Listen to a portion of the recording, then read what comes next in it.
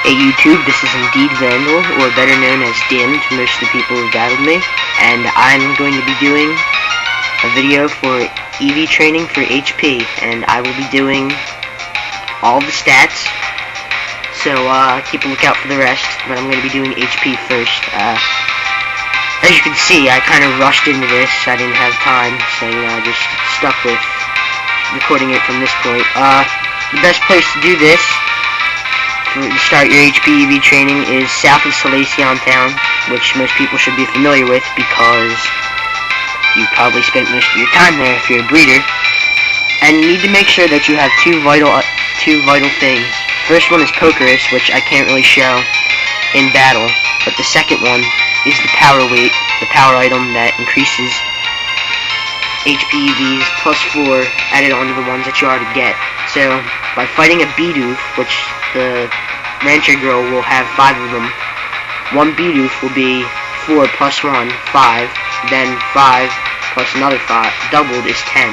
So that's 10 EVs per Bidoof, and that's 50 EVs per fighting the girl. She'll be easily distinguished. She's like the only cowgirl there, past a couple that's pacing around in circles. So just use the Versus Seeker on her. As you can see, the Nincada that I'm training, which is going to be a Ninjask, is at level 1, just hatched. I choose to EV train at low levels. That's just my thing. You can do whatever you want. I personally find it's much quicker, and I can battle people a lot faster by doing this. So yeah, whatever. It's up to you. Okay, if you are EV training at a low level, it's important that you switch out, because more than likely you're not going to be able to take out the whole team with that low level Pokemon.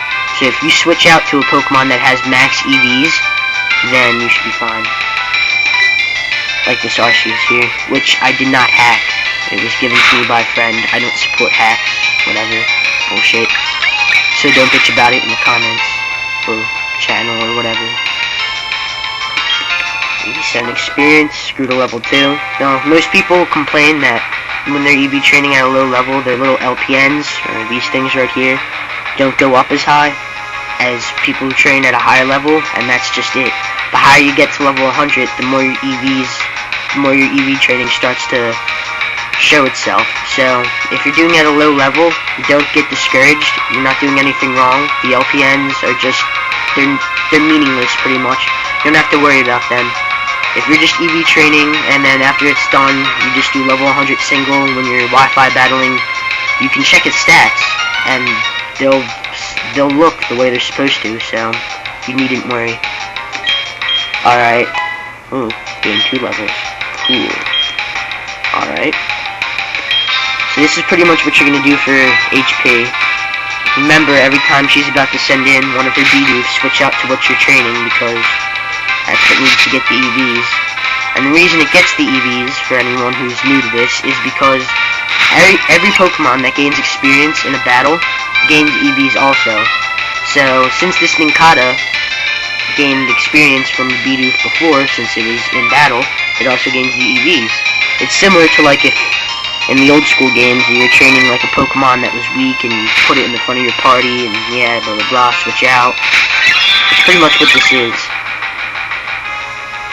Now, if you're training at a moderately, like, good level, maybe 20s, 30s, or whatever, and you can honestly tell by your good judgment that it's going to be a good idea to not switch out, then by all means, you can use that EV training Pokemon to take out the team, but since my Nincada is fairly weak, I have to switch out to something with max EVs that can help take out the team. And yeah, if you're going to be switching out, because your Pokemon that you're training is weak, make sure that the Pokemon that you're using to kill the opponent, or make the Pokemon faint, whatever, make sure it has max EVs, because if it doesn't, you'll be gaining the EVs too, and I'm not positive, but I think they're split between them. I might have to get confirmation on that, so if anyone could, confirm whether or not they're split, that'd be great. It would save me a lot of trouble, and I wouldn't have to worry as much, but just to be safe, make sure what you're using to faint the Pokemon has max EVs. And again, if you have the power weight and the Pokerus, you know, the virus thing that doubles the EVs, then your EV training should be fairly, like, quick. It should take no time at all.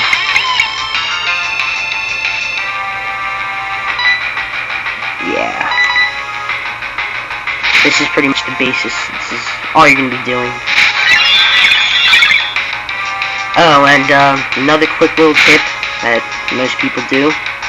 When you're EV training in a certain stat, let's say in this case it's HP, a good thing is to buy vitamins, or drugs, as some people like to call them, because each drug or vitamin gives 10 EVs into the stat that it raises. For example, the HP up gives 10 EVs into HP.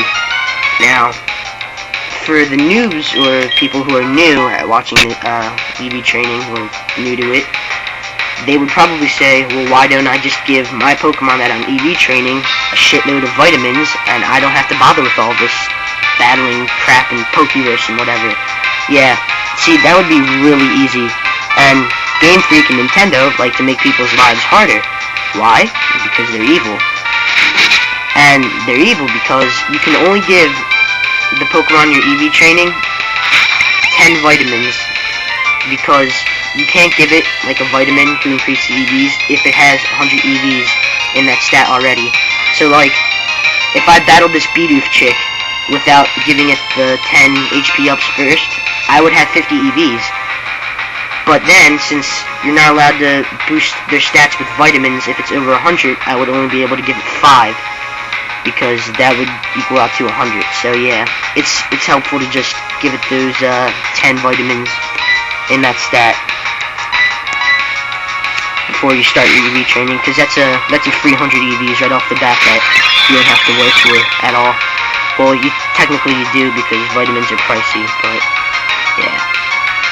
I'll be making another video on how to gain money quickly for those who don't know the trick already. It doesn't take that much time. You get like, I don't know, I'd say 100k in like 2 minutes if the Versus Seeker wants to be cooperative. If it doesn't, then I don't know. So yeah, this is pretty much all you're going to be doing for HPV training. This is arguably the most ideal spot that you could pick. I mean, there's nothing else really. So yeah. You could fight wild Bidoofs, but what I found is when you want them to show up, they don't. But when you don't want them to show up, like let's say when you're chaining a Pokemon for a shiny with the Pokeradar, they seem to spawn mysteriously. So this is probably the best way to go.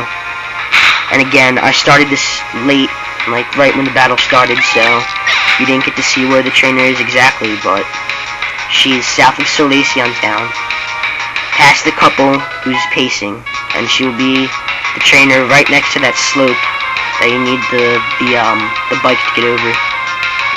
And I think her name is Shelly. Yes it is.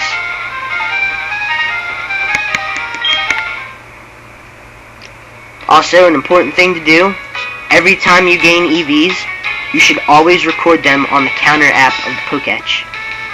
Because most people don't have a perceptive memory where they can just memorize all the EVs they gain, so counter app is actually very helpful.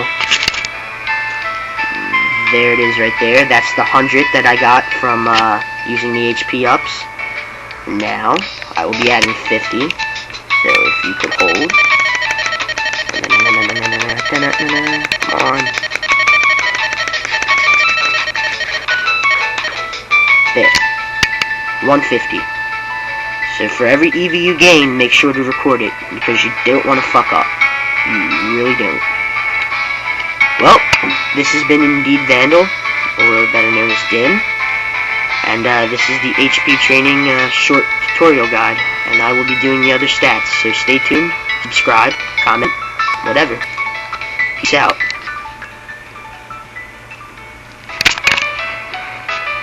Yeah, I don't know why I did that.